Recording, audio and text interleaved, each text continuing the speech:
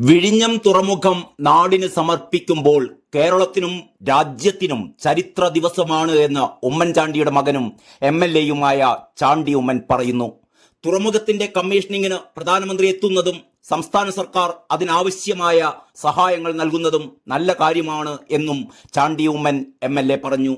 എന്നാൽ ഒരു കല്ല് മാത്രം ഇട്ടു എന്ന് സ്ഥിരം ക്യാപ്സ്യൂളായി CPM പ്രചരിപ്പിക്കുകയാണ്.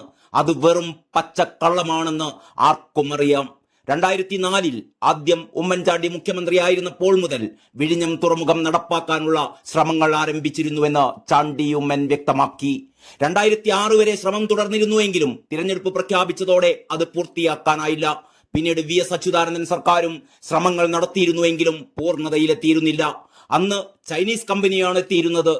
അതിനാൽ തന്നെ അനുമതി കിട്ടിയിരുന്നില്ല. പിന്നീട് വീണ്ടും ഉമ്മൻചാണ്ടി സർക്കാർ അധികാരത്തിലെത്തി. ആ സമയത്താണ് പാരിസ്ഥിതിക അനുമതി അടക്കമുള്ള നിർണായക അനുമതികളെല്ലാം വാങ്ങിയത്. തുടർന്ന് കൗണ്ട് ഡൗൺ തുടങ്ങി നിർമ്മാണം വരാരംഭിച്ചതും ഉമ്മൻചാണ്ടി സർക്കാരാണ്. എന്നിട്ടും ഒന്നും ചെയ്യാതെ ക്രെഡിറ്റ് അടിച്ചെടുക്കാൻ മാത്രമായി PR വർക്കുമായി സംസ്ഥാന സർക്കാർ മുന്നോട്ട് പോവുകയാണ്. ഉമ്മൻചാണ്ടിയുടെ ഓർമ്മകളെ പോലും ഭയപ്പെടുന്നത് കൊണ്ടാണ് പ്രതിപക്ഷ നേതാവ് ഉദ്ഘാടന പരിപാടിയിലേക്ക് ക്ഷണിക്കപ്പെടാതെ പോയത്. പരമാവധി കോൺഗ്രസ് നേതാക്കളെ പരിപാടിയിൽ നിന്ന് ഒഴിവാക്കാൻ വേണ്ടിയാണ് സർക്കാർ ശ്രമിച്ചത് എന്നും കൂടി ചാണ്ടി ഉമ്മൻ പറഞ്ഞു വെച്ചു. Kovalam MLA M. വിൻസെന്റ് പുതുപ്പള്ളിയിലെത്തി ഉമ്മൻചാണ്ടിയുടെ കല്ലറയിൽ പുഷ്പാർച്ചന നടത്തിയിരുന്നു. ഇതിന് തൊട്ടു പിന്നാലെ മാധ്യമങ്ങളോട് പ്രതികരിക്കുകയായിരുന്നു ചാണ്ടി ഉമ്മൻ. വിഴിഞ്ഞം തുറമുഖം ഉമ്മൻചാണ്ടിയുടെ കഠിനാധ്വാനത്തിന്റെ ഫലമാണ് എന്നും റോഡ് റെയിൽ കണക്ടിവിറ്റി ഇല്ലാതെയാണ് ഇപ്പോൾ കമ്മീഷനിങ് ചെയ്യുന്നതെന്നും M. വിൻസെന്റ് MLA പറയുകയുണ്ടായി.